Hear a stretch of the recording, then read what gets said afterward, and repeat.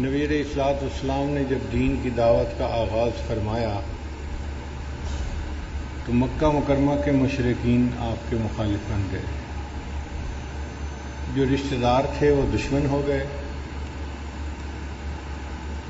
جو دوست تھے وہ مخالف بن گئے، اور وہ طرح طرح سے نبی علیہ السلام کو ایذا پہنچانے کی کوششیں کرتے رہتے تھے. جب یہ سلسلہ کچھ لمبا چلا تو مشرکین نے سوچا کہ ہم کوئی ایسی بات کریں کہ جس سے واضح ہو جائے کہ یہ اللہ کے رسول نہیں ہے، اور اس کے لیے انہوں نے یہودیوں سے مدد مانگی. چنانچہ مکہ کے مشرکین نے نضر بن حارث اور ایک اور مشرک کو مکہ مکرمہ سے مدینہ طیبہ بھیجا کہ آپ لوگ ہمیں ہیلپ کریں کہ ہم ان سے کون سا سوال پوچھیں کہ یہ لاجواب ہو کر کہہ دیں کہ میں اللہ کا رسول نہیں ہوں. یہودی چونکہ علماء تھے اور ان کے پاس کتاب کا علم تھا، انہوں نے بڑے غور خوض کے بعد ان کو 3 سوال بتائے. پہلا سوال کہ یہ آپ ان سے پوچھیں کہ روح کیا چیز ہے، کیونکہ یہ ایسے سوال ہیں کہ جن کا جواب اللہ کے پیغمبر کے سوا کوئی دوسرا بندہ نہیں دے سکتا.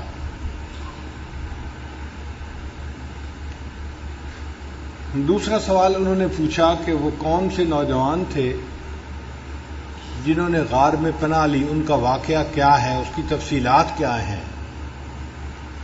مشرکین کو تو اس واقعے کا پتہ ہی نہیں تھا.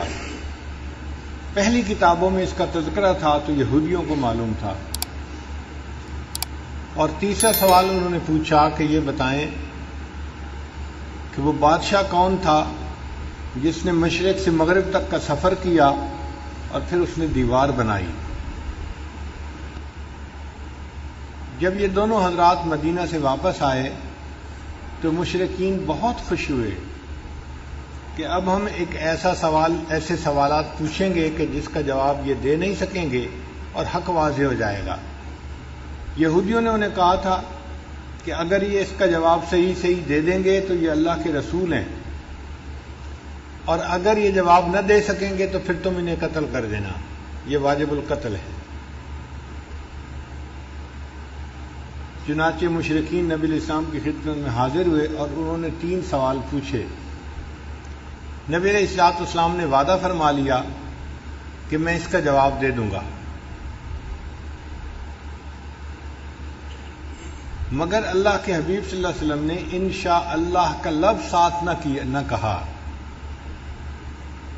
دل میں گمان تھا کہ اللہ تعالیٰ مہربانی فرمائیں گے اور جبریل علیہ السلام اس کا جواب لے کر آئیں گے اور میں ان کو بتا دوں گا. اب انتظار کرتے کرتے 15 دن گزر گئے اور وحی نہیں اتری.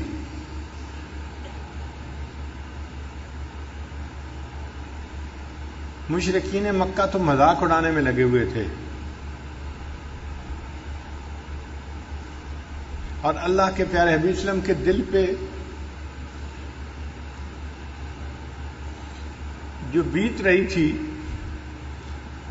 وہ نبی علیہ السلام ہی جانتے ہیں. 15 دن کے بعد پھر اللہ رب العزت نے سورہ کہف کو نازل فرمایا.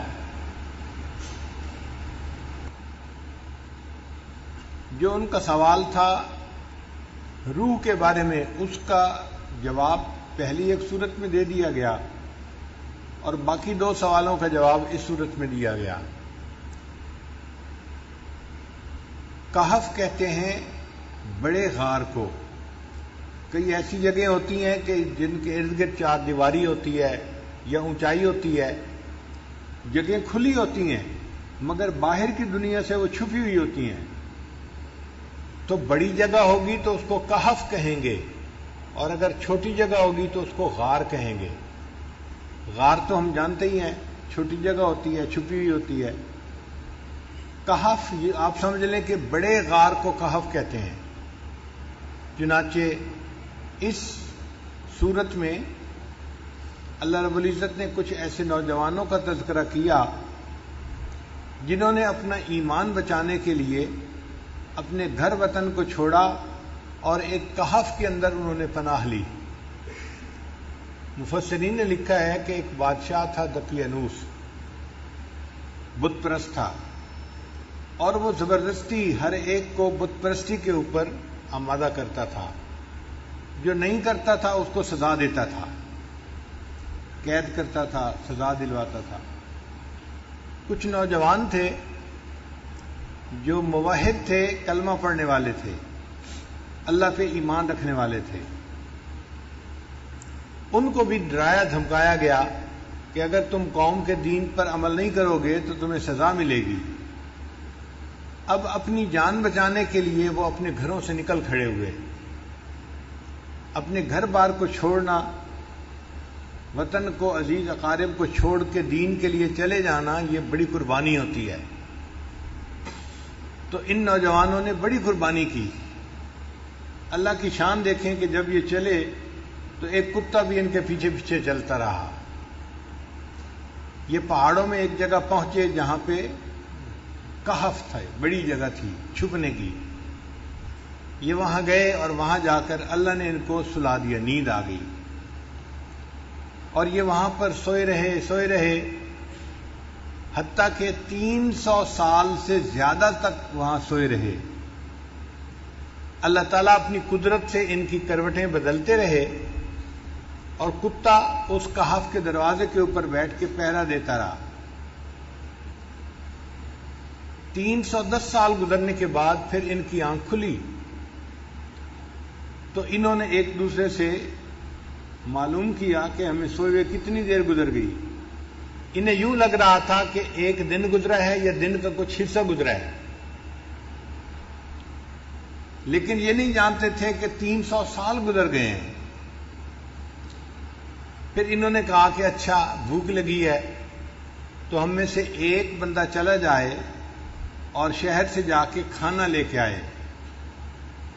زیادہ لوگ جائیں گے تو لوگوں کو ہمارا پتہ چل جائے گا کہ یہ کون لوگ ہیں، اور پھر ہمارے لیے ایمان کو حفاظت مشکل ہو جائے گی۔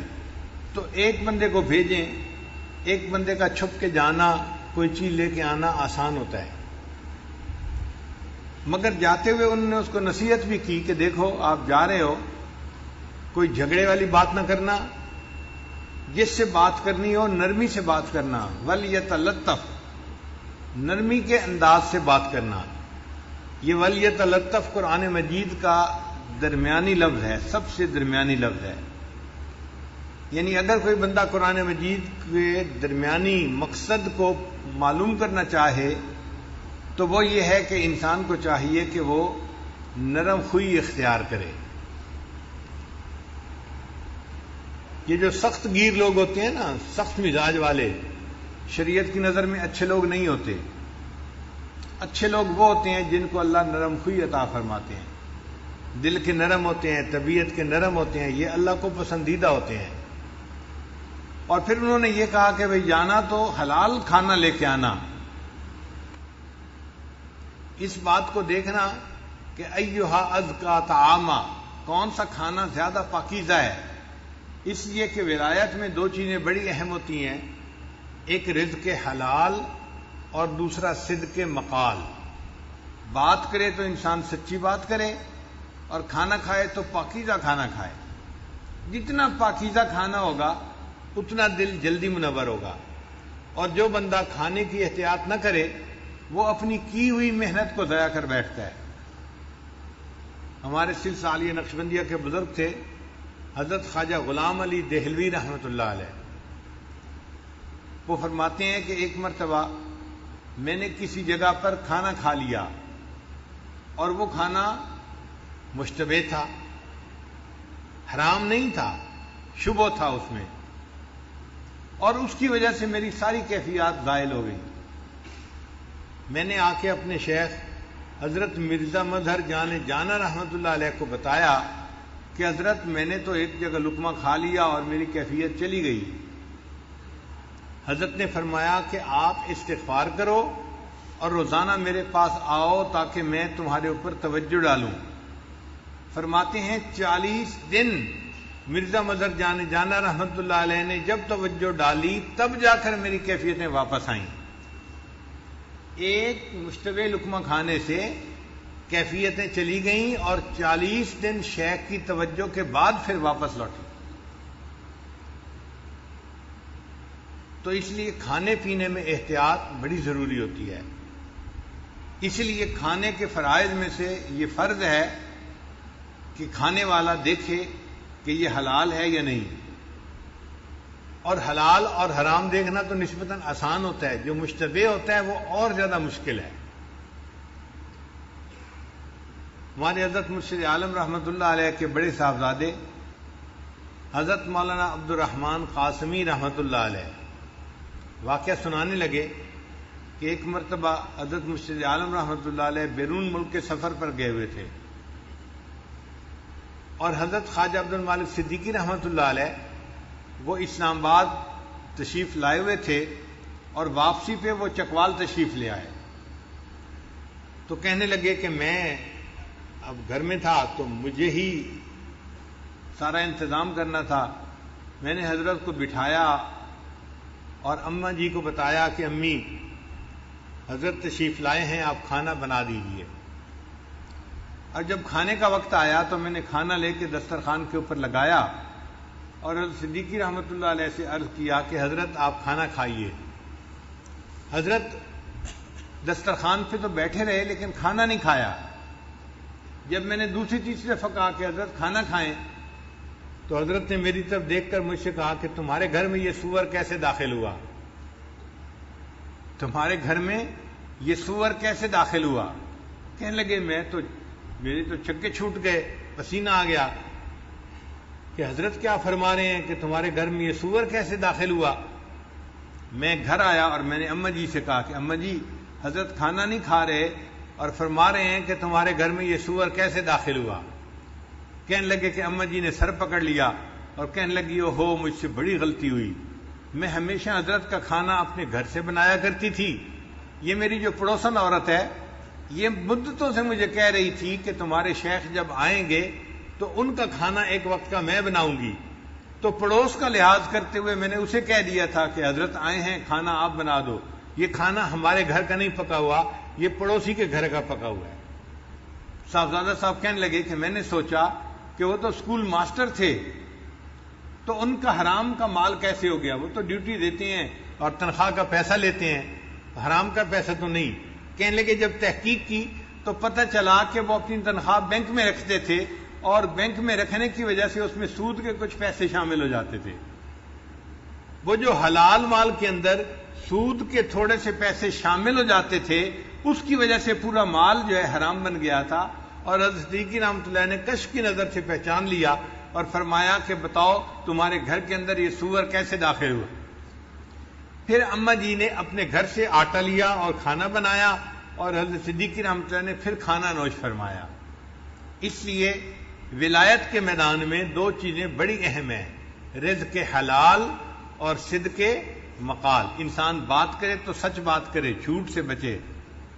اور دوسری بات کہ انسان کھانا کھائے تو حلال کھائے، کیونکہ اگر حرام کھانا ہوگا تو حدیث مطابق حدیث پاک میں آتا ہے کہ اس بندے کی دعا قبول نہیں کی جاتی. حدیث مبارکہ میں ہے کہ رو رو کے بندہ دعا مانگ رہا ہے، بیت اللہ سے لپٹ کے دعا مانگ رہا ہے، حالانکہ اس کا لباس حرام کا، اس کا کھانا حرام کا. اس بندے کی دعا کیسے قبول ہو سکتی ہے؟ ہماری دعاؤں کی قبولیت کے نہ ہونے کی بنیادی وجہ مال کا پوری طرح حلال نہ ہونا. اس پہ بہت دھیان رکھنا چاہیے اور جو چیز منہ میں ڈالیں اس سے پہلے 100 دفعہ سوچنا چاہیے کہ یہ حلال ہے یا نہیں. ہمارے اسلاف تو کھانا کھانے سے پہلے 7 جگہوں تک دیکھتے تھے کہ اس چیز کی بیع ٹھیک ہوئی ہے یا نہیں ہوئی. احوال الصادقین میں علامہ عبد الوہاب شیرانی رحمۃ اللہ فرماتے ہیں کہ وہ 7 ہاتھ تک دیکھتے تھے کہ اس چیز کی بیع ٹھیک ہوئی ہے یا نہیں ہوئی. یعنی ہم نے کسی چیز بندے سے خریدی، اس بندے کے پاس ٹھیک چیز آئی یا نہیں آئی، پھر اس نے آگے جو خریدی تو وہ ٹھیک خریدی یا نہیں خریدی، پھر اس نے آگے جو خریدی، تو 7 ہاتھ تک دیکھتے تھے. ہم تو ایک ہاتھ بھی نہیں دیکھتے، بازار سے چیز لاتے ہیں، ہمیں کیا پتا لانے والا کیسے لے کے آیا ہے، ہم تو اس سے لے لیتے ہیں، ایک ہاتھ بھی نہیں دیکھتے آج کے دور میں. اور ہمارے اکابر 7 ہاتھ تک بے کو دیکھا کرتے تھے.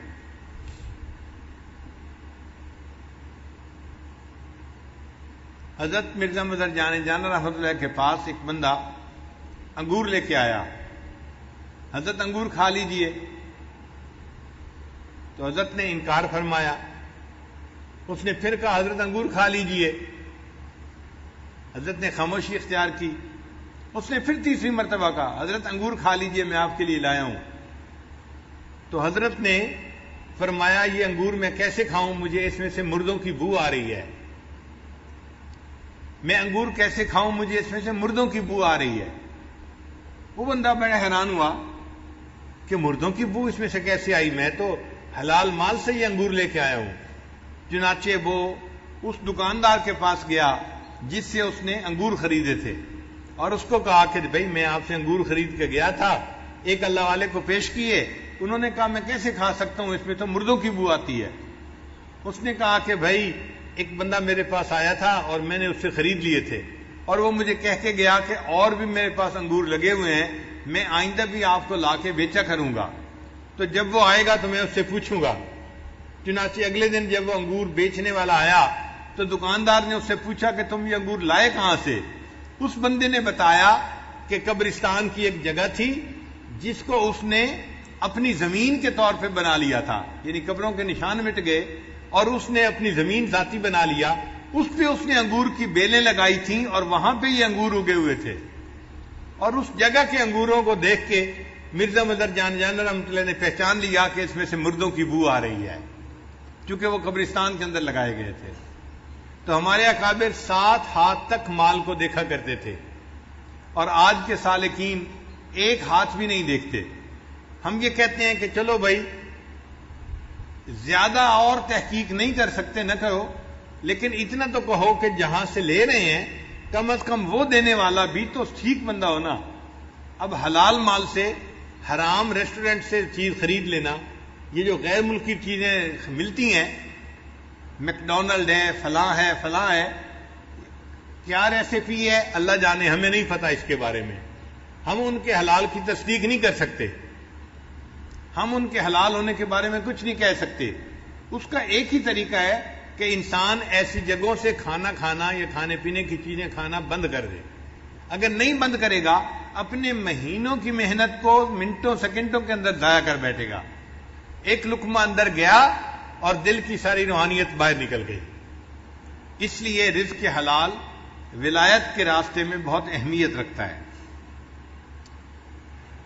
وہ آدمی جس کے ذمے کھانا لانا لگایا گیا وہ شہر میں گیا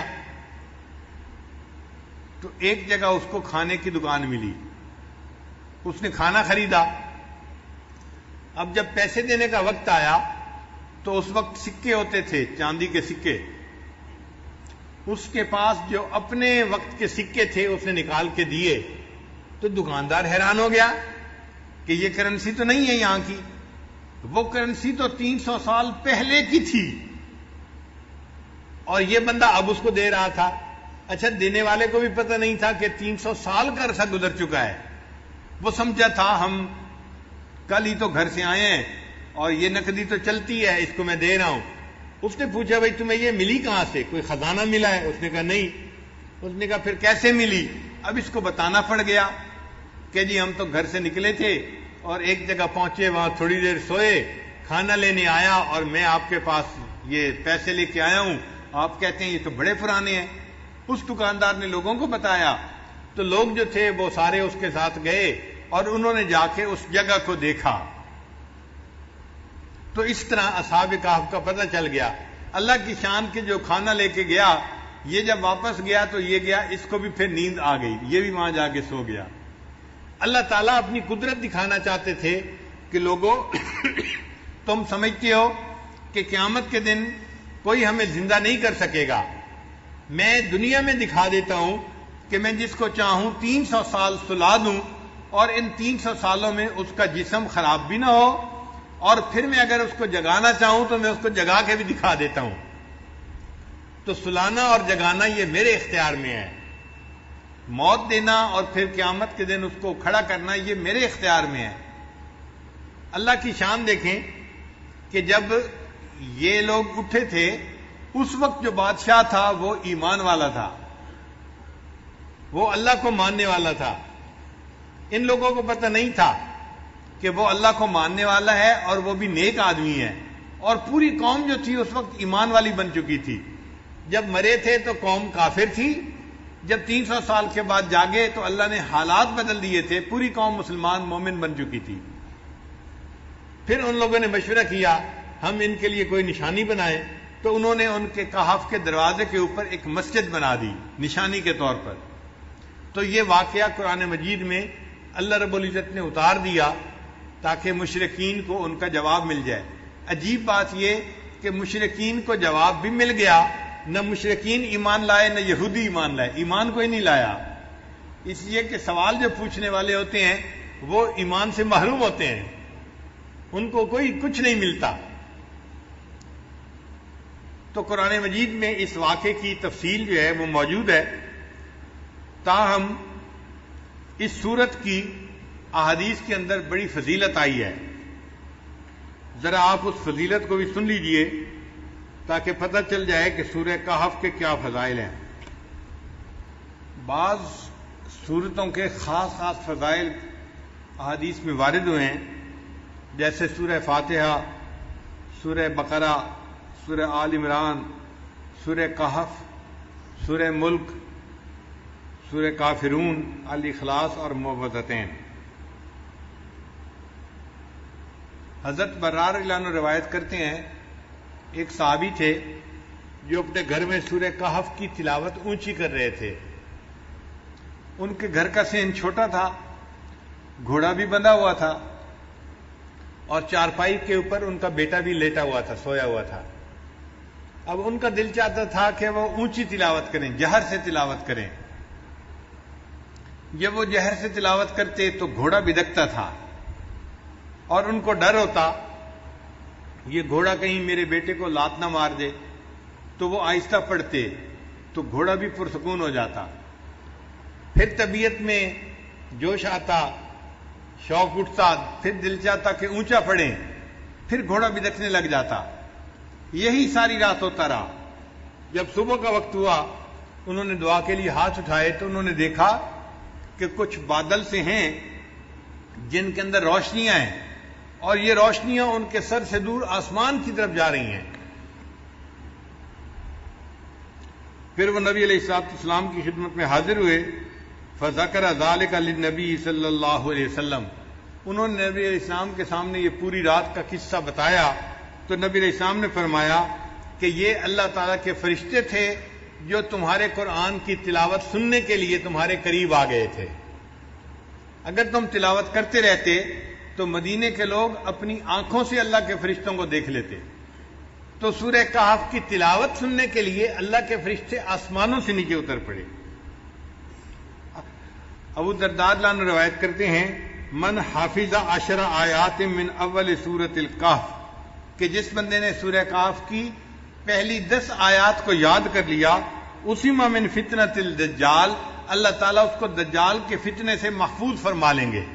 معاذ رضی اللہ عنہ فرماتے ہیں کہ نبی علیہ السلام نے ارشاد فرمایا من قرأ اول سورۃ الکہف وآخرها کانت لہ نورا من قدمہ الی رأسہ، کہ جس نے سورہ کہف شروع میں تلاوت کی اس کے لیے قدموں سے لے کے سر تک نور ہوگا۔ ومن قرأها کلها، اور جس نے پوری سورہ کہف کی تلاوت کی، کانت لہ نورا ما بین السماء الی الارض، تو اس کے لیے اللہ تعالیٰ زمین سے لے کے آسمان تک نور پیدا فرما دیں گے۔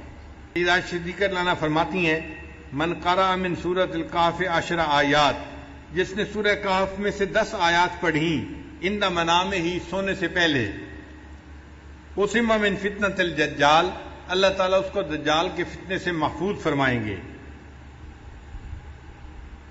ابن عباس لانا فرماتے ہیں کہ نبی علیہ السلام نے ارشاد فرمایا سورۃ الکہف تدعا فی التوراۃ حائل، کہ سورہ کہف کا نام تورات کے اندر حائل تھا. حائلہ کیا مطلب؟ حائل ہونے والی، یعنی یہ بندے اور قبر کے عذاب کے درمیان حائل ہونے والی صورت ہے، بندے اور شیطان کے درمیان حائل ہونے والی صورت ہے. عبداللہ عنہ فرماتے ہیں قال رسول اللہ صلی اللہ علیہ وسلم کہ نبی علیہ الصلوۃ والسلام نے ارشاد فرمایا البیت الذی تقرأ فیہ سورۃ الکہف، وہ گھر جس کے اندر سورہ کہف کی تلاوت کی جاتی ہے، لا یدخلہ شیطان تلک اللیلہ، اس رات شیطان اس گھر کے اندر داخل نہیں ہو سکتا. یعنی جو بندہ رات کو سورہ کہف تلاوت کر لے گا اس گھر کے اندر شیطان رات کو داخل نہیں ہو سکتا. آپ اندازہ لگائیے اس سورت کی کتنی عظمت ہے کہ جس گھر میں رات کو پڑھی جائے شیطان رات کو داخل نہیں ہو سکتا، تو بھئی اگر دن میں پڑھی جائے گی تو دن میں بھی داخل نہیں ہو سکے گا، اور جس گھر کے لوگ پڑھیں گے وہ فتنہ دجال سے محفوظ رہیں گے. اس سورت کو یاد کرنا اور اس کی کثرت سے تلاوت کرنا یہ بہت فائدے کی بات ہے. اسی لیے جمعہ کے دن اس سورت کا پڑھنا اور بھی زیادہ ثواب کا باعث ہے. نبی علیہ السلام نے ارشاد فرمایا کہ سورہ کہف کو جمعہ کے دن تلاوت کیا کرو. تو ہم سورہ کہف کی بھی تلاوت کریں جمعہ کے دن اور اس کو یاد کر کے پڑھنے کی کوشش کریں تاکہ اللہ تعالی ہمیں شیطان سے بھی بچائے اور جو دجال ہے اللہ تعالیٰ اس کے فتنے سے بھی ہمیں محفوظ فرمائے.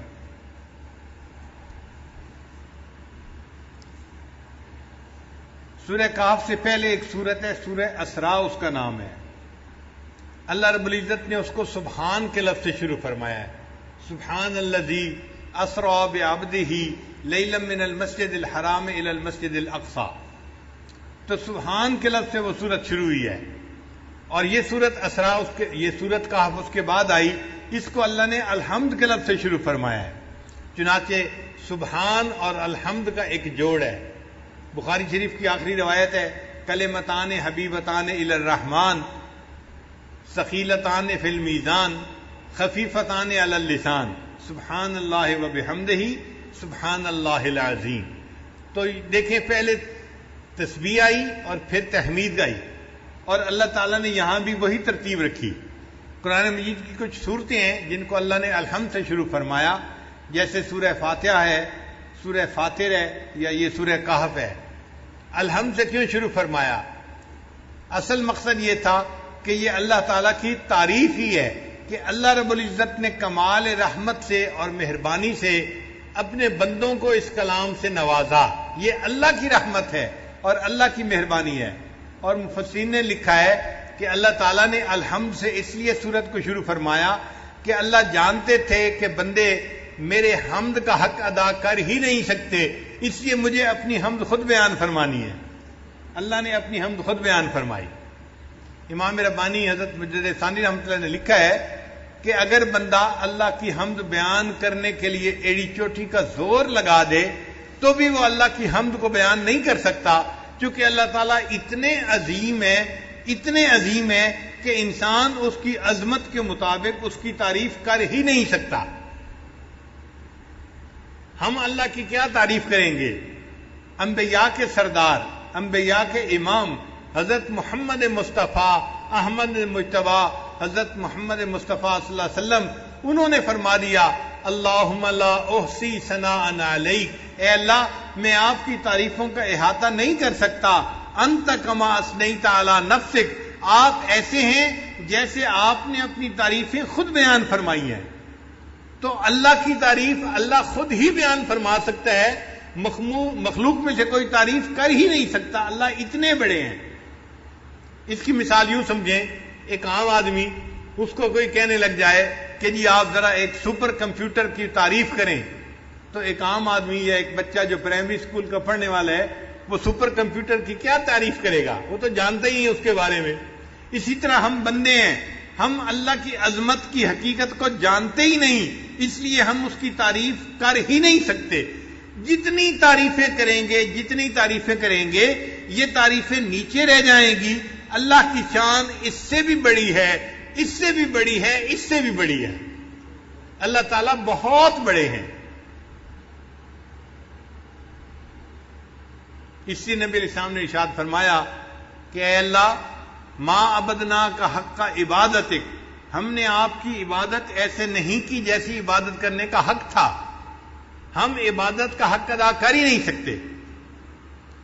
امام ربانی مجدد ثانی رحمۃ اللہ فرماتے ہیں کہ کوئی بندہ کتنے خلوص سے عبادت کیوں نہ کرے، کتنی یکسوئی کے ساتھ، کتنی توجہ کے ساتھ، کتنی جو ہے وہ یکسوئی کے ساتھ عبادت کرے، وہ اللہ کی عبادت کا حق ادا کر ہی نہیں سکتا، اس کی عبادت نیچے رہ جاتی ہے، اللہ کی شان اس سے بھی اونچی ہے، اس سے بھی اونچی ہے، اس سے بھی اونچی ہے۔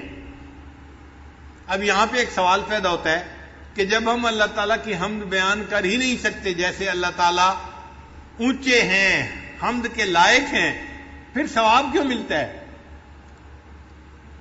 پھر ثواب کا بھائی ثواب کیوں ملتا ہے بندے کو؟ تو علماء نے اس کا جواب دیا۔ علماء جواب دیتے ہیں کہ اگر باپ اپنے بیٹے کو اسکول داخل کروائے نا، اور شام کو بچہ گھر واپس آئے اور آ کے کہ ابو میں نے لکھنا سیکھا ہے، باپ کہتا ہے بیٹا دکھاؤ تختی، تو بیٹا تختی دکھاتا ہے، اس نے ٹیڑھی سیڑھی لائنیں لگائی ہوتی ہیں، کچھ سمجھ میں نہیں آ رہا ہوتا، لیکن باپ اس کو انکریج کرنے کے لیے، اس کا دل رکھنے کے لیے اس کو آئس کریم انعام لے کے دے دیتا ہے۔ یہ جو آئس کریم کا انعام ہے یہ خوش خطی کا انعام نہیں ہے، یہ اس کا دل رکھنے کے لیے اس پر شفقت کا اظہار ہے۔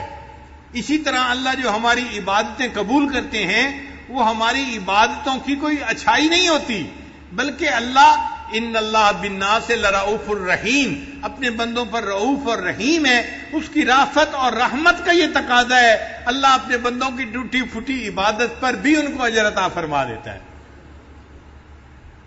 اس لیے اللہ تعالیٰ نے اس سورت کو الحمد کے لفظ سے شروع فرمایا، الحمدللہ الذی انزل علی عبدہ الکتاب ولم یجعل لہ عوجا، سب تعریف اللہ ہی کے لیے ہے جس نے اپنے بندے پر کتاب نازل فرمائی اور اس کتاب میں ذرا بھی کجی نہیں رکھی، یعنی یہ کتاب ایسی ہے کہ اس میں کوئی کمی نہیں، کوئی کجی نہیں ہے، نہ کوئی آپس میں ایک دوسرے کے ساتھ جو ہے فرق ہے، نہ کوئی کمزوری ہے، کسی قسم کی کوئی کمزوری ہے ہی نہیں۔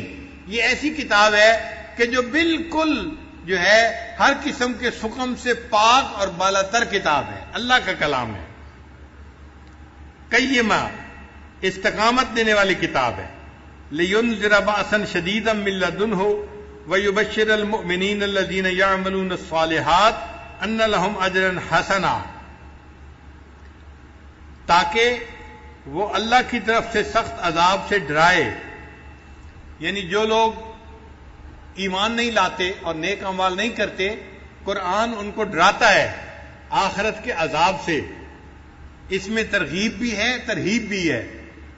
نیک لوگوں کو جنت کی بشارت دی جاتی ہے اور جو بات کو نہیں مانتے ان کو جہنم کی عذاب کے بارے میں بتایا جاتا ہے، تاکہ ڈرائے ان لوگوں کو سخت عذاب سے اور مومنین کو بشارت دے جو نیک عمل کرتے ہیں کہ ان کے لیے اچھا اجر ہے۔ اچھا اجر کون سا ہے؟ مومنین کے لیے جنت اللہ نے بہترین اجر بنایا ہے، ماکثین فیہ ابدا، وہ اس میں ہمیشہ رہیں گے، جنت میں ہمیشہ ہمیشہ رہیں گے۔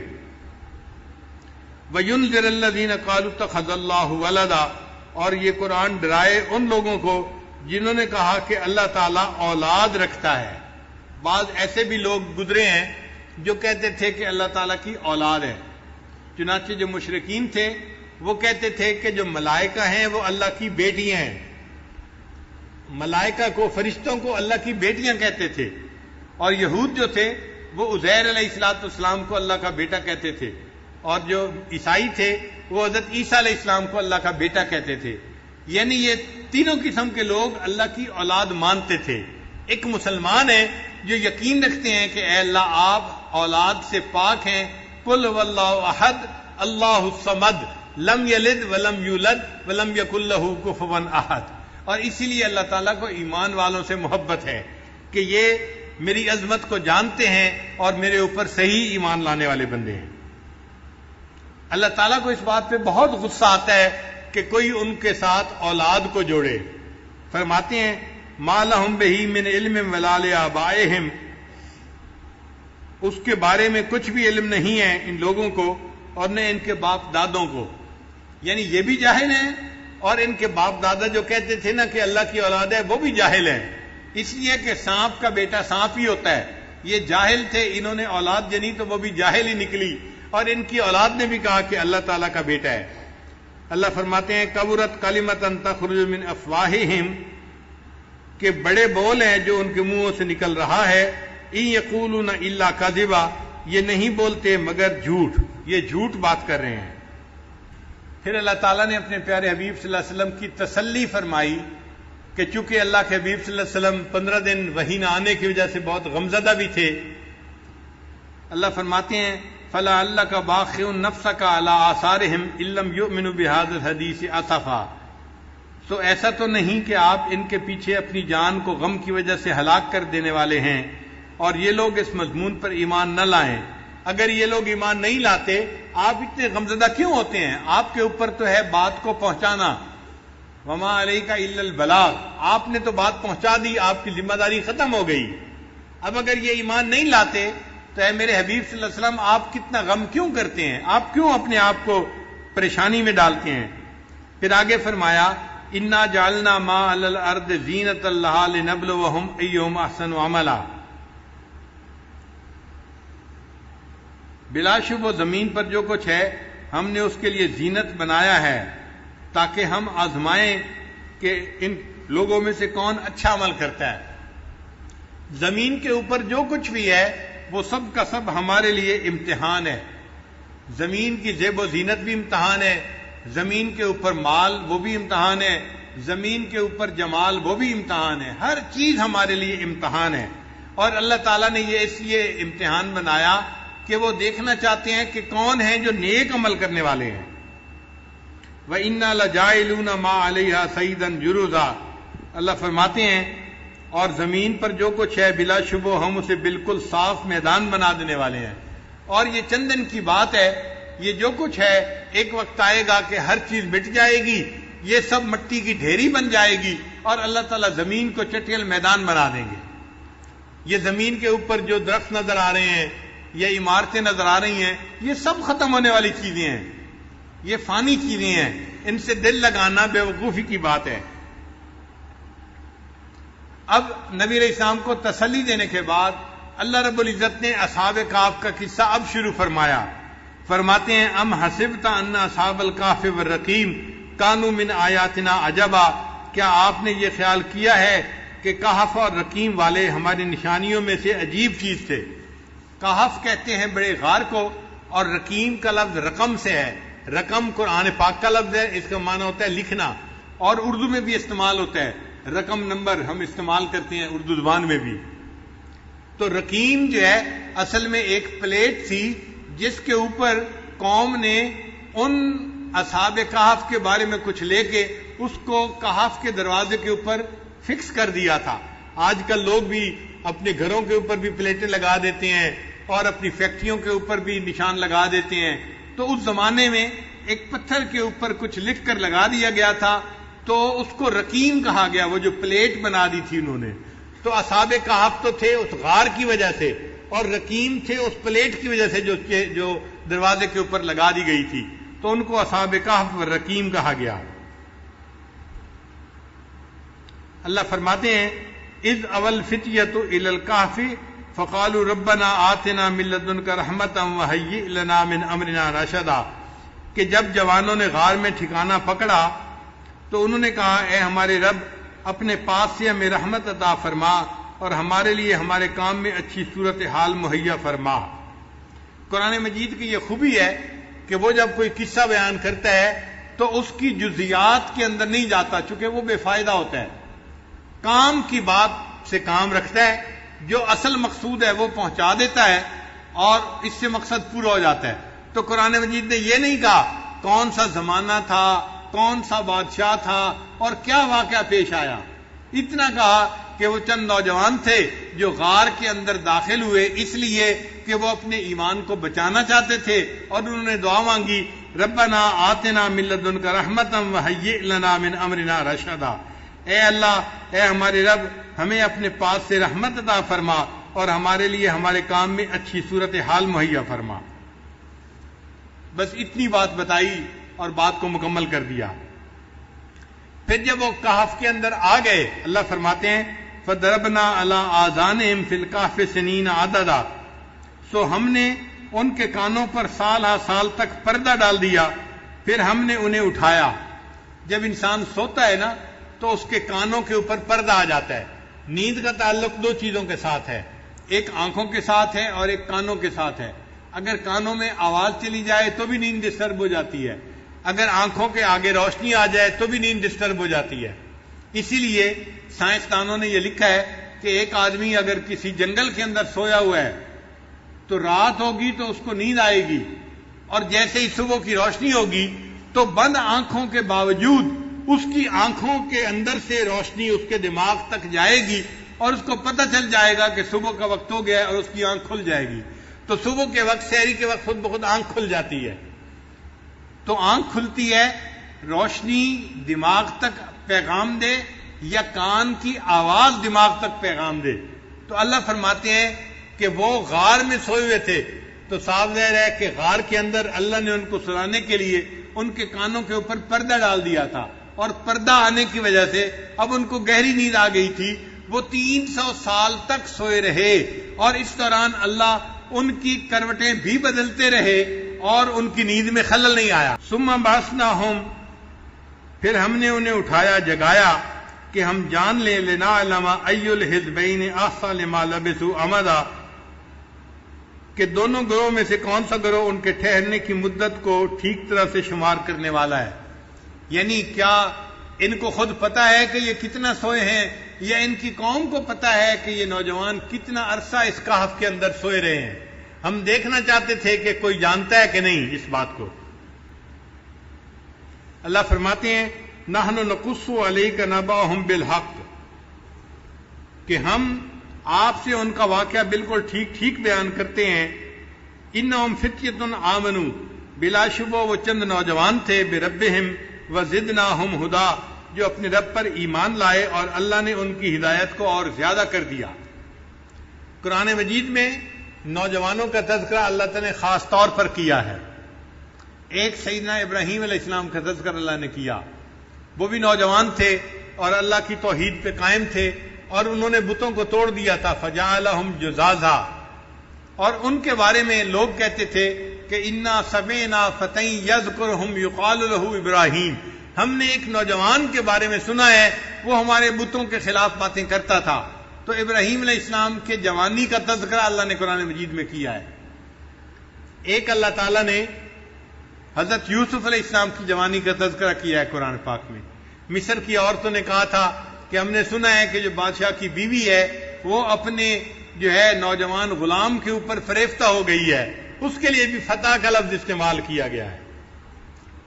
اور ایک اللہ تعالیٰ نے اصحاب کہف کے لیے نوجوانوں کا لفظ استعمال کیا۔ اور ایک حضرت موسیٰ علیہ السلام کا جو خادم تھا یوشع بن نون، وہ بھی نوجوان تھا، اس کا بھی تذکرہ قرآن مجید میں ہوا۔ تو انہوں نے اپنے غلام سے پوچھا تھا کہ کھانے کی چیز لاؤ، تو اس نے بھی کہا تھا کہ جی وہ تو مچھلی تھی جو دریا میں چلی گئی، اس کے لیے بھی نوجوان کا لفظ استعمال ہوا ہے۔ یہ سب کے سب ایمان والے لوگ نوجوان لوگ تھے۔ اور عجیب بات ہے کہ نبی علیہ الصلوۃ والسلام نے جب دنیا میں نبوت کا دعویٰ فرمایا تو اللہ کے حبیب صلی اللہ علیہ وسلم بھی نوجوان تھے، 40 سال عمر تھی۔ 40 سال کی عمر کا بندہ تو نوجوان ہوتا ہے۔ اور پھر حضرت ابوبکر صدیق لانو کی عمر 38 سال تھی، 2 سال چھوٹے تھے، وہ بھی نوجوان تھے۔ حضرت عمر لانو اور چند سال چھوٹے تھے، وہ بھی نوجوان تھے۔ حضرت عثمان غنی بھی نوجوان تھے، اور حضرت علی لانو تو اور بھی اٹھتی جوانی تھی ان کی۔ اور ان کے بارے میں تو نبی علیہ الصلوۃ والسلام نے حدیث پاک میں بھی فرمایا کہ لا فتح الا علی، کہ کوئی نوجوان نہیں سوائے علی کے۔ تو علی کی جوانی کا تذکرہ تو اللہ کے حبیب صلی اللہ علیہ وسلم نے حدیث پاک میں بھی فرمایا ہے۔ یہ سب نوجوانوں کی جماعت تھی جنہوں نے دین کی بنیاد رکھی، اور اللہ تعالیٰ نے دین اسلام کی آبیاری ان نوجوانوں سے کروائی۔ ہمیشہ جب بھی دنیا میں کوئی انقلاب آتا ہے اس کے پیچھے نوجوان ہی ہوتے ہیں۔ تو یاد رکھیے گا، نوجوانوں کا جوش اور بوڑھوں کا ہوش، نوجوانوں کا جوش اور بوڑھوں کا ہوش۔ بوڑھوں میں عقل مندی ہوتی ہے، ان کا دماغ کام کرتا ہے، وہ صحیح فیصلے کر پاتے ہیں، اس لیے وہ صحیح جو ہے ڈیسیژن لیتے ہیں۔ تو بوڑھوں کا ہوش ضروری ہے، اور پھر کام کو کرنے کے لیے نوجوانوں کا جوش بھی ضروری ہے تاکہ کام اپنے پایہ تکمیل تک پہنچ جائے۔ تو یہ چند نوجوان تھے جن کا تذکرہ قرآن مجید نے کیا کہ یہ اپنے ایمان بچانے کے لیے غار کے اندر چلے گئے تھے۔ اللہ فرماتے ہیں وَرَبَطْنَا عَلَىٰ قُلُوبِهِمْ، ہم نے ان کے دلوں کو مضبوط کر دیا، اذ قاموا، جب وہ سونے کے بعد اٹھے، فقالوا، جب وہ کھڑے ہوئے، فقالوا، اور کہنے لگے، ربنا رب السماوات والارض، ہمارا رب تو وہ ہے جو آسمان اور زمین کا رب ہے، لن ندعو من دونہ الہا لقد قلنا اذا شططا، ہم اس کے علاوہ کسی کو معبود نہیں بنائیں گے، اس صورت میں تو ہم یقینی طور پر بڑی زیادتی کرنے والے ہو جائیں گے۔ یعنی قوم کہتی تھی نا کہ تم بھی بتوں کو پوجو، تو وہ کہتے تھے کہ ہم بتوں کو نہیں پوج سکتے، ہم ایک اللہ کو ہی پوجیں گے۔ ہؤلاء قوم اتخذوا من دونہ الہ آلہہ، ہماری قوم کے لوگ ہیں جنہوں نے اللہ کے سوا دوسرے معبود بنا لیے ہیں۔ لولا یاتون علیہم بسلطان بین، کیوں نہیں لے آتے اس پر یہ کھلی ہوئی دلیل۔ فمن اظلم ممن افترى علی اللہ کذبا، سو اس سے بڑھ کر کون ظالم ہوگا جو اللہ تعالیٰ پر جھوٹی تہمت لگائے۔ وَإِذِ اعْتَزَلْتُمُوهُمْ، اور جب تم ان لوگوں سے اور ان کے معبودوں سے جدا ہو گئے، وَمَا يَعْبُدُونَ إِلَّا اللَّهَ فَآوُوا إِلَى الْكَهْفِ، تو جو اللہ کے سوا ہیں تو غار کی طرف پناہ لے لو۔ يَنشُرْ لَكُمْ رَبُّكُمْ مِنْ رَحْمَتِهِ، تمہارا رب تم پر اپنی رحمت پھیلا دے گا۔ وَيُهَيِّئْ لَكُمْ مِنْ أَمْرِكُمْ مِرْفَقًا، اور تمہارے مقصد میں اللہ تعالیٰ آسانی پیدا فرما دے گا۔ تو دیکھیں اللہ تعالیٰ نے ان کے ایمان کو بھی بچا لیا اور ان کو ایسے وقت میں جگایا کہ جب پوری قوم ایمان والی قوم بن گئی تھی۔ وہ کبھی سوچ بھی نہیں سکتے تھے ہم ایسا وقت بھی آنکھوں سے دیکھیں گے کہ پوری قوم جو بت پرست ہے وہ پھر ایمان والی قوم بن جائے گی۔ اللہ فرماتے ہیں وَتَرَى الشَّمْسَ إِذَا طَلَعَتْ تَزَاوَرُ عَنْ كَهْفِهِمْ، اور اے مخاطب تو دیکھے گا کہ جب سورج نکلتا ہے تو وہ ان کے غار سے داہنی طرف کو بچ کر گزر جاتا ہے۔ وَإِذَا غَرَبَتْ تَقْرِضُهُمْ ذَاتَ الشِّمَالِ، اور جب غروب ہونے لگتا ہے تو بائیں طرف سے کتراتا ہوا چلا جاتا ہے۔ وَهُمْ فِي فَجْوَةٍ مِّنْهُ، اور وہ غار کے ایک فراخ حصہ میں تھے۔ ذَلِكَ مِنْ آیاتِ اللَّهِ، یہ اللہ کی نشانیوں میں سے ہے۔ مَن يَهْدِ اللَّهُ فَهُوَ الْمُهْتَدِ، جسے اللہ ہدایت دے وہی ہدایت پانے والا ہے۔ وَمَن يُضْلِلْ، اور جس کو وہ گمراہ کرے، فَلَن تَجِدَ لَهُ وَلِيًّا مُرْشِدًا، تو اس کے لیے کوئی مددگار اور اس کو بتانے والا نہ پائے گا۔ یعنی اللہ رب العزت نے ان کا جو غار تھا نا، کہف تھا، اس کا معاملہ ایسے رکھا تھا کہ جب سورج طلوع ہوتا تھا تو بھی اس کی ڈائریکٹ دھوپ نہیں پڑتی تھی، کیونکہ ڈائریکٹ دھوپ پڑنے سے چیزوں کے اوپر اثر ہوتا ہے۔ اگر ان کے بدن پر ڈائریکٹ دھوپ پڑتی تو 300 سال میں ان کے بدن گل سڑ جاتے۔ اللہ ان کے بدن کو سلامت رکھنا چاہتے تھے، تو اللہ تعالیٰ نے ایسا معاملہ بنا دیا کہ سورج جب چڑھتا تھا یا غروب ہوتا تھا تو پہاڑ ایسا تھا کہ وہ اس کی دھوپ کو روک لیتا تھا اور ان لوگوں کے جسموں تک دھوپ جاتی نہیں تھی۔ اللہ فرماتے ہیں کہ اللہ نے اپنی نشانی دکھائی، قدرت دکھائی کہ دیکھو میں نے ان لوگوں کے جسموں کو اتنے 100 سال تک صحیح سلامت رکھا۔ وَتَحْسَبُهُمْ أَيْقَاظًا وَهُمْ رُقُودٌ، اور اے مخاطب تو ان کو دیکھتا تو خیال کرتا کہ وہ جاگ رہے ہیں حالانکہ وہ سوئے ہوئے تھے۔ وَنُقَلِّبُهُمْ ذَاتَ الْيَمِينِ وَذَاتَ الشِّمَالِ، اور ہم انہیں دائیں کروٹ پر اور بائیں کروٹ پر بدل دیتے تھے۔ وَكَلْبُهُمْ بَاسِطٌ ذِرَاعَيْهِ بِالْوَسِيدِ، اور ان کا کتا دہانے کے اوپر، یعنی غار کا جو دروازہ تھا اس کے اوپر اپنے ہاتھ بچھائے ہوئے بیٹھا تھا۔ یعنی کتا جب بیٹھتا ہے نا تو اپنے دونوں ہاتھ زمین پر یوں رکھ لیتا ہے، تو کتا اس طرح سے بیٹھا ہوا تھا کہ اگر دینے والا دیکھتا تو وہ یوں محسوس کرتا کہ کچھ لوگ ہیں جو لیٹے ہوئے ہیں، جاگ رہے ہیں، اور کتا ان کی حفاظت کے لیے بیٹھا ہے، تو دیکھنے والا یقیناً مرعوب ہو جاتا اور وہ دوڑ کے واپس جاتا۔ اللہ فرماتے ہیں لَوِ اطَّلَعْتَ عَلَيْهِمْ لَوَلَّيْتَ مِنْهُمْ فِرَارًا وَلَمُلِئْتَ مِنْهُمْ رُعْبًا، اگر تو انہیں جھانک کر دیکھ لیتا تو ان کی طرف سے پیٹ پھیر کر بھاگ جاتا اور ان کی وجہ سے تیرے اندر روب بھر جاتا۔ یعنی ایسا روب والا ماحول تھا کہ دیکھنے والا ڈر جاتا۔ وَكَذَلِكَ بَعَثْنَاهُمْ لِيَتَسَاءَلُوا بَيْنَهُمْ، اور اس طرح ہم نے انہیں اٹھایا کہ وہ آپس میں سوال کریں۔ قال قائل منہم کم لبستم، ان میں سے ایک نے جاگنے کے بعد دوسرے سے پوچھا بھئی ہم کتنی دیر سوئے ہیں؟ وہ سمجھ رہے تھے کہ چند گھنٹے سوئے ہوں گے یا ایک دن سوئے ہوں گے. قالوا لبسنا یومن او بعد یوم، وہ کہنے لگے کہ ایک دن یا ایک دن سے کم حصہ ہم سوئے ہیں.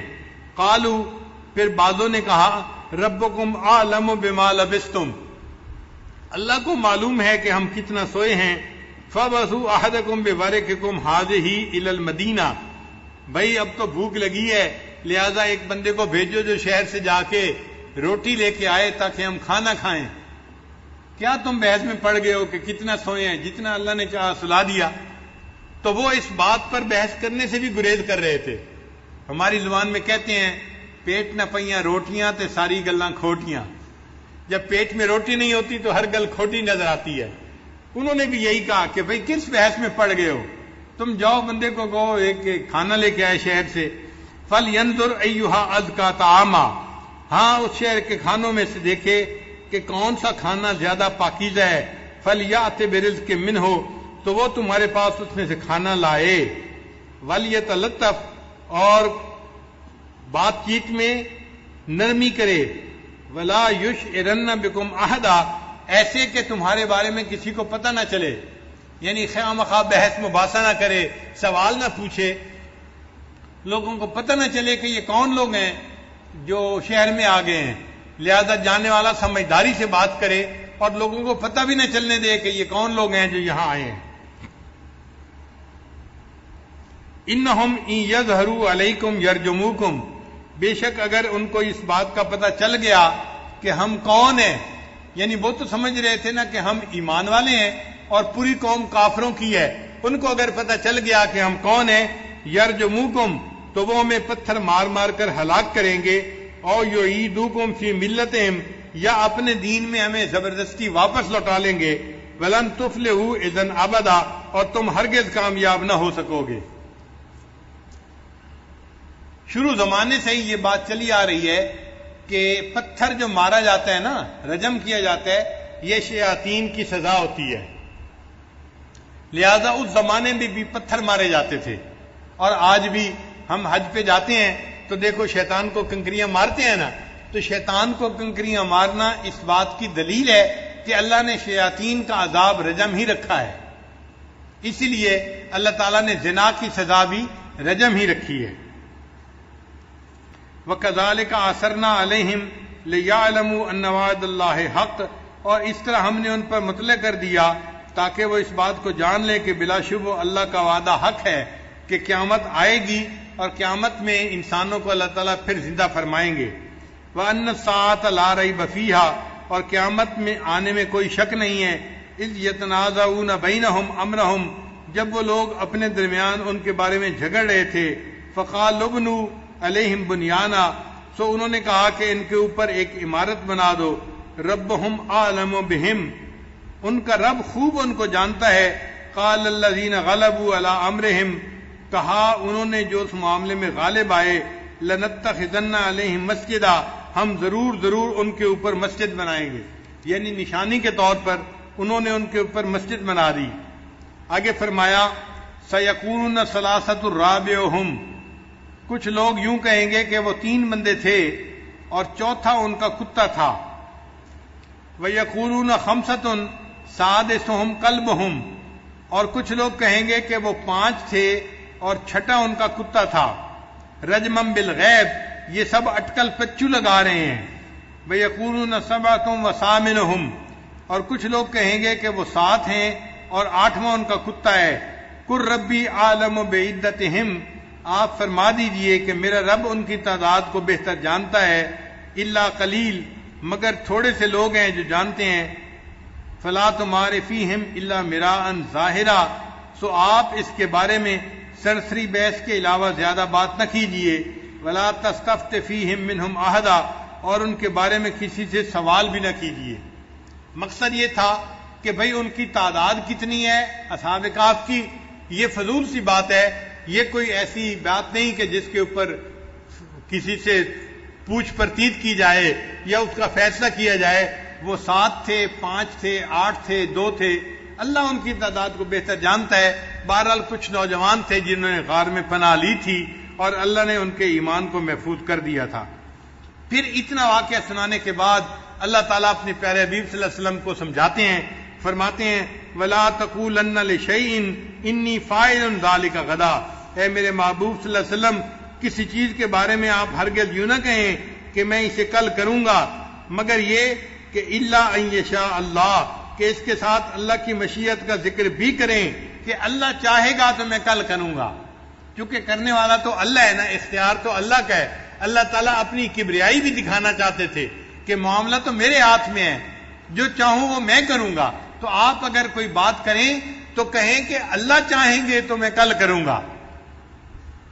وَاذْكُرْ رَبَّكَ إِذَا نَسِيتَ، اے میرے محبوب جب آپ بھول جائیں تو اپنے رب کو یاد کریں۔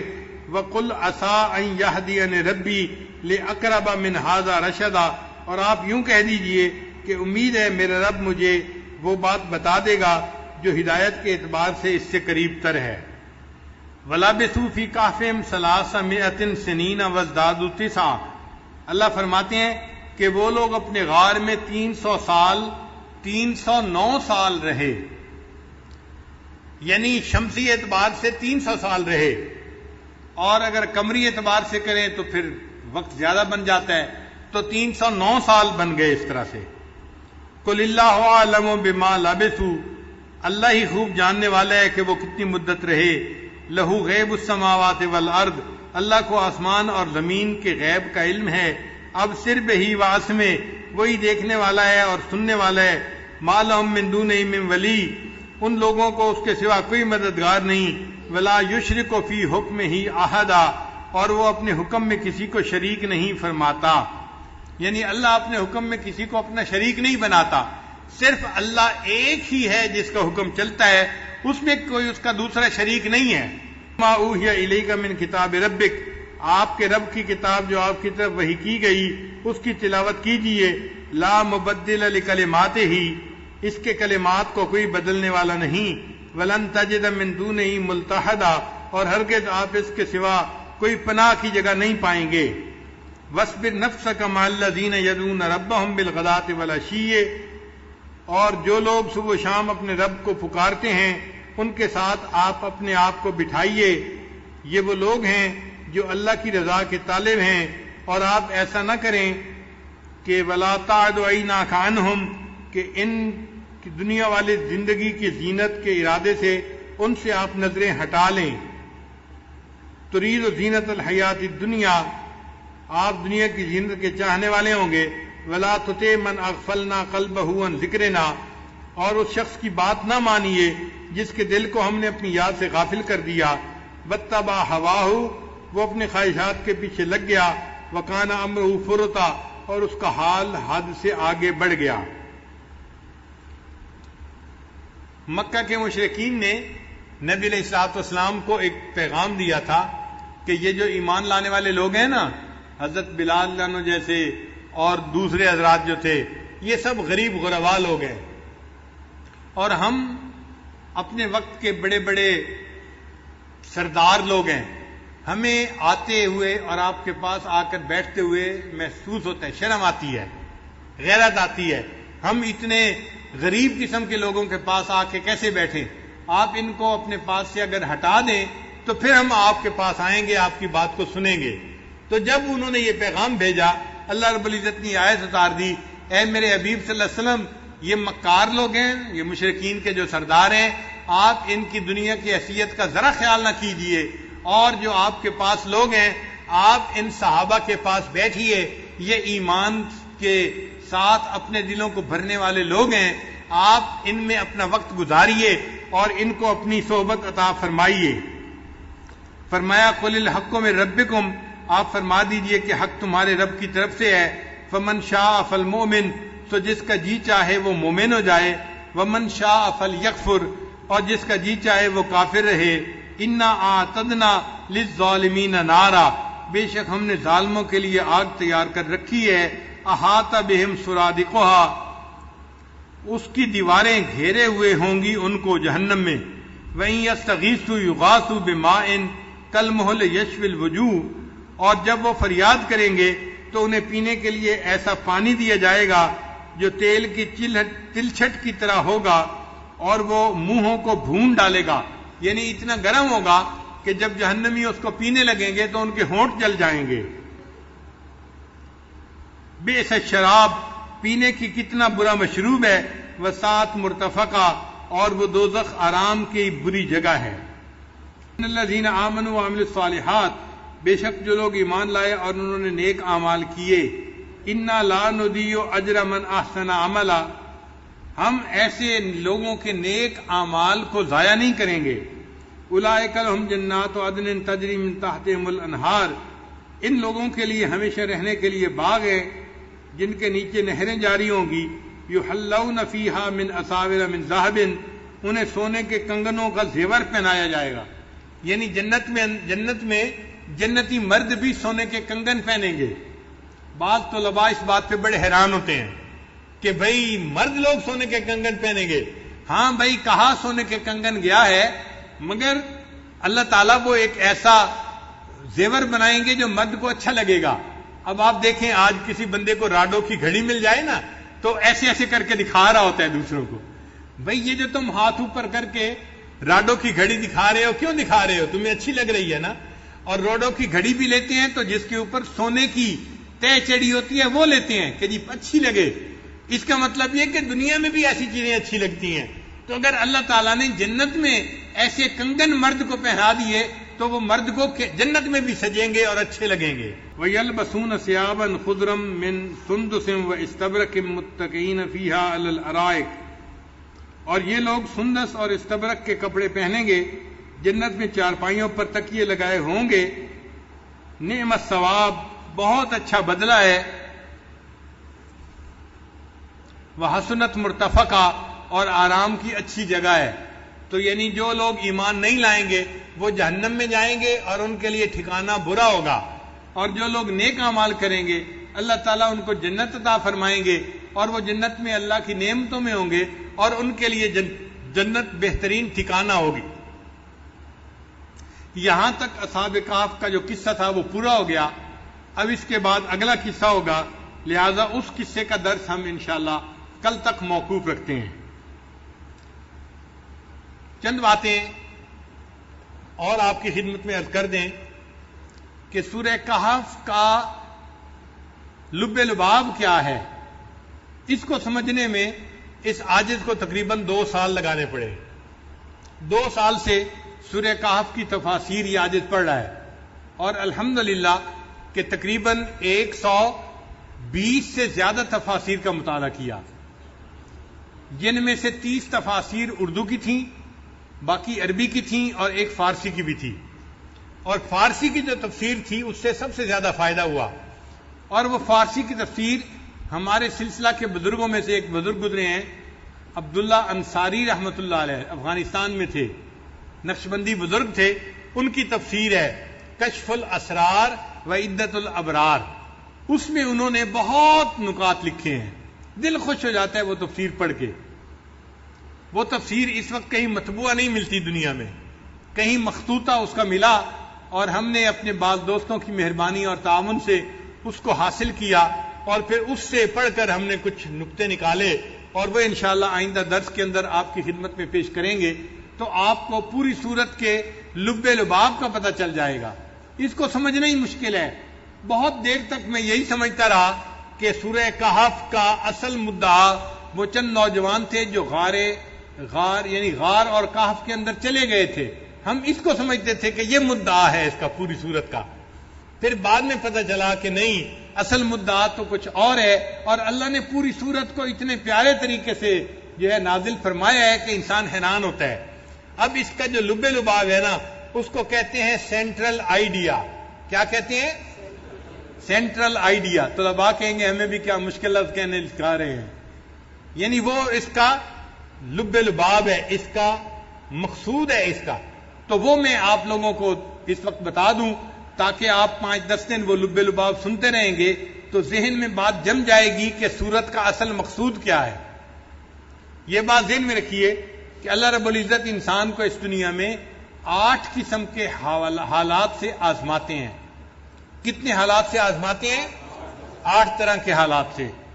عزت سے، ذلت سے، صحت سے، بیماری سے، نفع سے، نقصان سے، خوشی سے اور غمی سے. یہ 8 حالات بن گئے. 8 طرح کے حالات. ہر بندہ ہر وقت ان 8 میں سے کسی نہ کسی ایک حال میں ہوتا ہے. یا صحت مند ہوگا، یا بیمار ہوگا، یا خوش ہوگا، یا غمزدہ ہوگا، یا عزت میں ہوگا، یا ذلت میں ہوگا، یا فائدے میں ہوگا، یا نقصان میں ہوگا. یہ 8 حالات ہیں جو بندوں کے اوپر عدلتے بدلتے رہتے ہیں. اگر ان 8 حالات کا لب لباب کرے تو وہ 2 حالات بنتے ہیں، یا اچھے حالات یا برے حالات. یہ دو مطلب تقسیم ہو گئی. یعنی 8 حالات کو اگر ہم اور تقسیم کریں تو کتنے حالات میں تقسیم کریں گے؟ 2 حالات میں.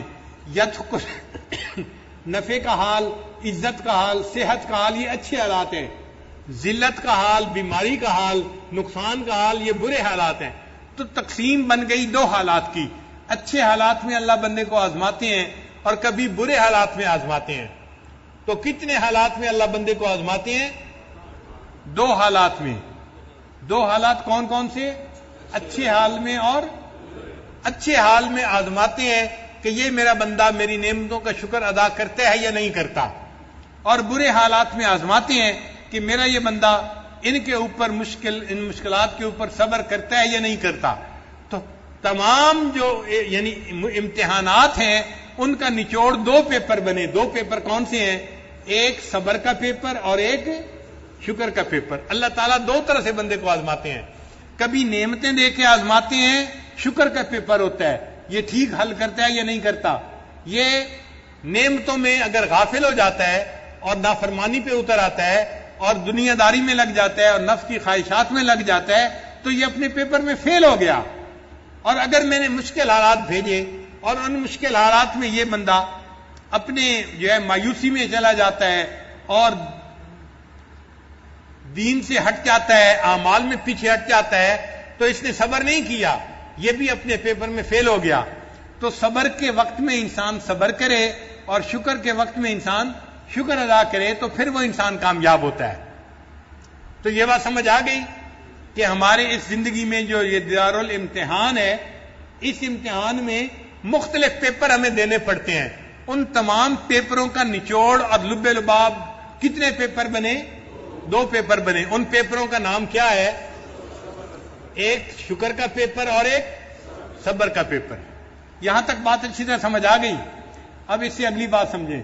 اللہ تعالیٰ نے جب حضرت آدم علیہ السلام کو پیدا فرمایا تو اللہ تعالیٰ نے بھی ان کو ان دونوں پیپروں میں آزمایا. ایک تو ان کو جنت میں رکھا کہ شکر ادا کریں، نعمتیں تھیں، اور ایک اللہ تعالیٰ نے ان کو ایک درخت کا پھل کھانے سے منع فرما دیا.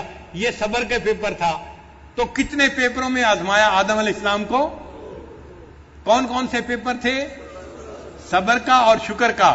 تو شکر کے پیپر میں تو آدم علیہ السلام کامیاب ہو گئے، لیکن جو صبر کا پیپر تھا نا، اس میں شیطان نے قسمیں کھا کے ان کو دھوکہ دے دیا.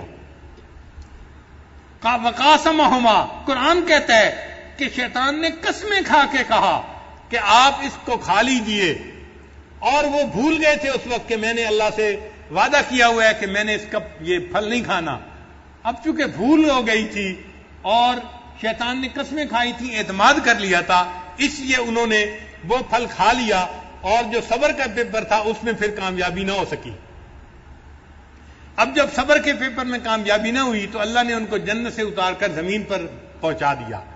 تو یوں آدم علیہ السلام زمین پر اتر آئے اور ان کی اولاد کو زمین کے اوپر اپنی زندگی گزارنی پڑ گئی. اس لیے سورہ کہف کے اندر 5 واقعات ہیں. سورہ کہف کے اندر کتنے واقعات ہیں؟ 5 واقعات ہیں. یہ بہت توجہ سے یاد کرنے والی بات ہے. پہلا واقعہ ہے حضرت آدم علیہ السلام کا. یہ پوری سورہ کہف کا درمیانی واقعہ ہے، سینٹرل واقعہ ہے. یہ ایک قلب ہے پوری سورہ کہف کا. یہ واقعہ کون سا ہے؟ حضرت آدم علیہ السلام کا واقعہ. آیتیں تھوڑی سی ہیں حضرت آدم علیہ السلام کے بارے میں یا ابلیس کے بارے میں، چند آیتیں ہیں واقعہ، اور اس لیے پڑھنے والے لوگوں کی توجہ ہی نہیں جاتی کہ یہ جو تھوڑا سا ہنٹ دیا گیا ہے یہ لب لباب ہے اس پوری صورت کا. ادھر توجہ ہی نہیں جاتی، سمجھنے میں مشکل پیش آتی ہے. تو آدم علیہ السلام کا واقعہ اور شیطان کا بھی اللہ نے اس میں تذکرہ کیا. یہ واقعہ پوری سورت کا لب لباب ہے اور اس میں اللہ نے 2 پیپروں کا تذکرہ کیا. کون کون سے پیپر تھے؟ صبر کا اور شکر کا. پھر اللہ نے اس واقعے سے پہلے 2 واقعات کا تذکرہ کیا. آدم علیہ السلام کے واقعے سے پہلے کتنے واقعات کا تذکرہ کیا؟ 2 واقعات کا. اور وہ 2 واقعات عوام الناس کے تھے. یہ بھی ذہن میں رکھیں. وہ 2 واقعات کن کے تھے؟ عوام الناس کے واقعات تھے. ایک واقعہ تھا نوجوانوں کا کہف کے اندر جانا جو آج ہم نے پڑھا. اور یہ واقعہ جو تھا یہ صبر کا امتحان تھا نوجوانوں سے. اور یہ نوجوان صبر کے امتحان میں کامیاب ہو گئے. انہوں نے صبر کیا نا، گھر چھوڑا، رشتہ دار چھوڑے، بیوی بچے چھوڑے، غار میں چلے گئے. انہوں نے تکلیف پہ صبر کیا اور وہ اس صبر کے اندر کامیاب ہو گئے. اللہ نے ان کو اپنے مقبول بندوں میں شامل فرمایا. تو ایک واقعہ ہے نوجوانوں کا. اور یہ نوجوان کون تھے؟ عام نوجوان تھے. ان عام نوجوانوں کا واقعہ ہے اور یہ صبر کا پیپر تھا. اور اس صبر کے پیپر میں یہ نوجوان کامیاب ہو گئے. پھر اس کے بعد اللہ نے ایک دوسرا واقعہ سنایا صاحب جنتین، ایک بندے کا جس کے باغات تھے. یہ بندہ تھا جس کو اللہ نے خوب مال دیا تھا، پیسہ دیا تھا، صحت دی تھی، غنی بنایا تھا. یہ بھی عام بندہ تھا، کوئی خاص بندہ نہیں تھا، بس پیسے والا تھا. اتنی سی بات تھی. ویسے عوام الناس میں سے تھا. اس کو اللہ نے امتحان میں ڈالا. اور اس کا امتحان کیا تھا؟ شکر کا پیپر تھا. اس کا امتحان کیا تھا؟ کہ میں نے نعمتیں دی ہیں، اے بندے تم میرا شکر ادا کرو. لیکن یہ بندہ مال کی وجہ سے خواہشات نفسانی میں لگ گیا اور یہ اللہ کو بھول گیا، اللہ پہ ایمان ہٹا بیٹھا. لہذا یہ اپنے پیپر میں فیل ہو گیا، ناکام ہو گیا. تو آدم علیہ السلام کا واقعہ درمیان میں ہے. ان سے 2 پیپر لیے گئے، صبر کا اور شکر کا. اور ان سے پہلے 2 واقعات کو بیان کیا گیا. کون کون سے واقعات؟ ایک اصحاب کہف کا، یہ بھی عوام الناس کا واقعہ تھا. اور ایک صاحب جنتین کا، یہ بھی عوام الناس میں سے ایک بندہ تھا مگر مال والا تھا. مگر پہلا پیپر صبر کا تھا اور دوسرا پیپر، پہلے والے بندے کامیاب ہو گئے اور دوسرے والا بندہ ناکام ہو گیا. پھر اللہ تعالیٰ نے آدم علیہ السلام کے واقعات کے بعد 2 واقعات کا اور تذکرہ کیا. اور یہ دونوں واقعات خواص کے واقعات تھے. یہ توجہ رکھیں، پہلے واقعات عوام الناس کے واقعات تھے اور آدم علیہ السلام کے واقعے کے بعد 2 واقعات بیان کیے، یہ خواص کے واقعات تھے. کون کون سے خواص کے واقعات؟ ایک خواص میں سے سیدنا موسیٰ علیہ السلام کا واقعہ جو کلیم اللہ تھے، اولو العزم رسول تھے، وہ خواص میں سے تھے. ایک ان کا واقعہ اللہ نے بیان کیا اور ان سے بھی اللہ نے صبر کا پیپر لیا. اور ان کو بھی کہنے والے نے کہا تھا آپ صبر نہیں کر پائیں گے، اور نتیجہ واقعی کیا نکلا کہ انہوں نے سوال پوچھ لیا اور واقعی ان کے اس پیپر میں بھی کچھ کمی رہ گئی. نبی علیہ السلام نے حدیث پاک میں فرمایا کہ اگر موسیٰ علیہ السلام صبر کر لیتے تو ہمیں اور زیادہ باتوں کا پتہ چل جاتا جو وہ علم والا بندہ ہمیں بتا دیتا. تو جو یہ واقعہ تھا یہ خواص کا واقعہ تھا. ان خواص میں کون خاص تھے؟ حضرت موسیٰ علیہ السلام جو کلیم اللہ تھے، جو اولو العزم رسول تھے. ان کے اوپر یہ امتحان آیا. امتحان تھا صبر کا، مگر واقعی صبر کا رکھنا مشکل تھا کیونکہ واقعے کی تفصیلات ہی ایسی تھی کہ ایک بندہ ایک کام کو ہوتے دیکھ رہا تھا اور شرعاً بات سمجھ میں نہیں آ رہی تھی. ایک لڑکے کو کیوں قتل کیا جا رہا ہے، ایک کشتی کو کیوں سوراخ کیا جا رہا ہے، ایک دیوار کو بغیر اجرت کے کیوں بنایا جا رہا ہے. تو وہ پوچھتے تھے کہ کیوں کیا جا رہا ہے. اور اس صبر نہ کرنے پر پھر اللہ تعالیٰ نے اس واقعے کا لب لباب نکالا کہ بھئی دیکھو یہ صبر عوام الناس سے بھی لیا جاتا ہے اور صبر کا پیپر خواص سے بھی لیا جاتا ہے. کئی مرتبہ عوام الناس پاس ہو جاتے ہیں اور خواص پاس نہیں ہو پاتے، اور کئی مرتبہ خواص پاس ہو جاتے ہیں، عوام الناس پاس نہیں ہو جاتے. تو اصل مقصد بتانا یہ تھا، عام ہو یا خاص ہو میرا امتحان سب کے لیے ایک جیسا ہے. میرے بندو تم سب بندے ہو اور میں تمہارا رب ہوں، لہذا تمہارے اوپر صبر کے امتحان آئے گا، تم نے بندہ بن کے صبر کرنا ہے. اور اگر شکر کا امتحان آئے گا تم نے میری تعریفیں کرنی ہے، میری حمد بیان کرنی ہے، میری اطاعت اور فرما برداری کرنی ہے. لہذا آدم علیہ السلام کے واقعات کے بعد پھر 2 واقعات بتائے گئے. ایک واقعہ حضرت موسیٰ علیہ السلام کا اور خضر علیہ السلام کا ہے، اور دوسرا واقعہ ذوالقرنین، سکندر ذوالقرنین کا واقعہ. وہ بھی خواص میں سے تھا. کیوں کہ وقت کا بادشاہ تھا اور اللہ نے ان کو بڑا علم دیا تھا اور اللہ نے ان کو بصیرت دی تھی اور انہوں نے اللہ کے حکموں کو جو ہے قائم کیا تھا دنیا کے اوپر. تو جو دین کو دنیا پر قائم کرنے والا بندہ ہو اور وقت کا بادشاہ بھی ہو تو وہ تو بڑا خاص بندہ ہوتا ہے جو شریعت کو قائم کرنے والا ہو. تو لہذا یہ بھی خواص کا واقعہ تھا. اور ان کے اوپر جو امتحان آیا وہ کس کا تھا؟ وہ شکر کا امتحان تھا کہ اللہ نے ان کو دنیا کی ہر نعمت عطا فرمائی تھی. اتبعہم سببا، یعنی جس چیز کی ان کو طلب ہوتی تھی اللہ ان کو وہ چیز پہنچا دیتے تھے، ان کو وہ چیز مل جاتی تھی. تو جب اتنی نعمتیں اللہ نے ان کو عطا فرما دی تو نفس تو ایسے بندے کو جو ہے غرور اور تکبر کے اوپر ابھارتا ہے، مگر ان کے اندر غرور پیدا نہیں ہوا. انہوں نے کہا کہ نہیں، سب کام کرنے والا میرا اللہ ہے اور ہم نے اپنے اللہ کی فرما برداری کرنی ہے. انہوں نے چونکہ اللہ کا شکر ادا کیا لہذا اللہ نے ان کے واقعے کا تذکرہ بھی قرآن مجید میں فرما دیا. تو پوری سورہ کہف میں کتنے واقعات بیان ہوئے؟ ان 5 واقعات میں سب سے درمیانی واقعہ کون سا ہے؟ حضرت آدم علیہ السلام کا. اور آدم علیہ السلام سے کتنے پیپر اللہ نے لیے؟ اور ان 2 پیپروں میں کون کون سے تھے؟ صبر کا اور شکر کا. اور اولاد آدم سے بھی اللہ تعالیٰ کتنے پیپر لیتے ہیں؟ ہم سے 2 پیپر لیے جاتے ہیں. کون کون سے؟ لیکن جب ہمیں صبر کا وقت آتا ہے تو ہم مایوسی کی باتیں کرنے لگ جاتے ہیں، شکوے کی باتیں کرنے لگ جاتے ہیں. بیٹا فوت ہو تو ذرا ماں کی بات سنا کریں، کیا کیا باتیں کرتی ہیں. جوان بیٹا اللہ نے مجھ سے لے لیا، یہ کر لیا، وہ کر لیا، ہم بے صبری کی باتیں کرنے لگ جاتے ہیں.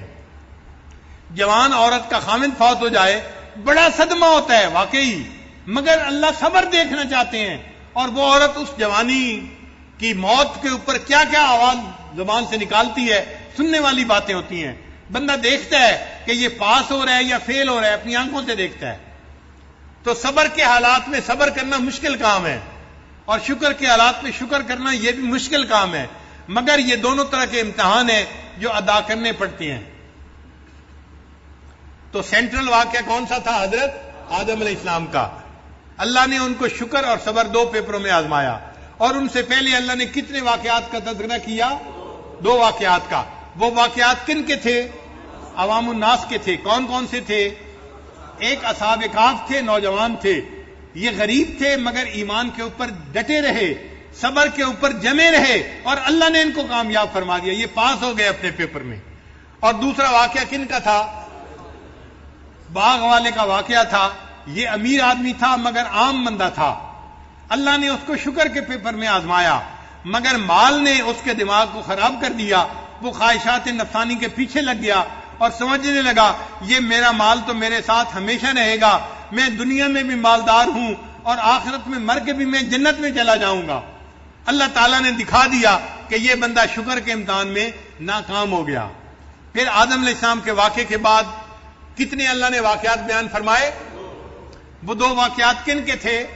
خواص کے تھے. ان میں پہلا واقعہ کن کا تھا؟ حضرت موسیٰ علیہ السلام کا واقعہ. اور اس میں صبر، اس میں پیپر کا نام کیا تھا؟ صبر کا پیپر تھا. اور عجیب بات ہے کہ صبر کا لفظ بار بار آیا ہے کہ وَكَيْفَ تَصْبِرُ عَلَى مَا لَمْ تُحِطْ بِهِ خُبْرًا. آیتیں بتا رہی ہیں کہ صبر کا امتحان تھا اور وہ کہہ بھی رہے تھے کہ اگر تم نے صبر نہ کیا تو میں آپ سے الگ ہو جاؤں گا. اور واقعی ایک وقت آیا کہ انہوں نے کہا هَذَا فِرَاقُ بَيْنِي وَبَيْنِكَ، میرے اور آپ کے درمیان اب فاصلہ ہے، اب جدائی ہے. تو یہ خواص کا امتحان تھا. اور کس کا امتحان تھا؟ صبر کا امتحان تھا. اور دوسرا واقعہ کن کا تھا؟ دوسرا واقعہ تھا سکندر ذوالقرنین کا. یہ کس کا امتحان تھا؟ شکر کا امتحان تھا. کیوں؟ اللہ نے ان کو خاص بنایا تھا. سکندر ذوالقرنین خاص کیوں تھے بھائی؟ وہ کوئی نبی تو نہیں تھے، پھر خاص کیوں تھے؟ بادشاہ تھے اور انہوں نے اللہ کے حکموں کو نافذ کیا تھا. جو بادشاہ ہو اور اللہ کی زمین پر اللہ کے حکم کو نافذ کرے وہ اللہ کا خاص بندہ بن جاتا ہے.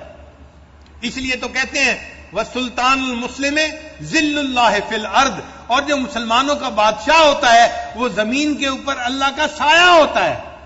اس کو اللہ تعالیٰ بڑا مقام عطا فرماتے ہیں جو اللہ کی زمین کے اوپر اللہ کے حکموں کو نافذ کرنے والا ہو. اور وہ شکر کے امتحان میں کامیاب ہوئے کہ انہوں نے اللہ کی عظمت کو بیان کیا اور انہوں نے ایک دیوار بنا کر دکھا دی لوگوں کے لیے اور اس کے اوپر ان سے کوئی اجر بھی نہیں مانگا. تو اب پوری صورت کا ایک خلاصہ آپ کے ذہن میں آ گیا نا. اب اس خلاصے کو ذہن میں رکھتے ہوئے ہم ایک ایک واقعے کو لے کے چلتے رہیں گے. پہلے دن میں صرف واقعہ بیان کروں گا، جیسے آج صرف اصحاب کہف کا واقعہ بیان کیا ہے کہ واقعے کا پتہ چل جائے کہ واقعہ کیا تھا. پھر دوسرے دن اس واقعے کے نکات بیان کیے جائیں گے کہ اس واقعے کے اندر نکات کتنے ہیں، وہ نکات اصل ہیں جو سمجھنے والے ہیں. انشاءاللہ 5 واقعات ہیں، 10 دن اللہ نے دیے ہیں. ہم ایک دن واقعہ بیان کریں گے، ایک دن اس کے نکات بیان کریں گے. تو اللہ تعالیٰ 10 دنوں میں سورہ کہف کی یہ پوری تفصیل کرنے کی توفیق عطا فرما دیں گے. ہمیں اللہ تعالیٰ ایک طالب علم بن کر زندگی گزارنے کی توفیق عطا فرمائے اور ہماری اس طلب علم کو اللہ تعالیٰ اور زیادہ فرمائے. رب زدنی علما وآخر دعوانا ان الحمد للہ رب العالمین.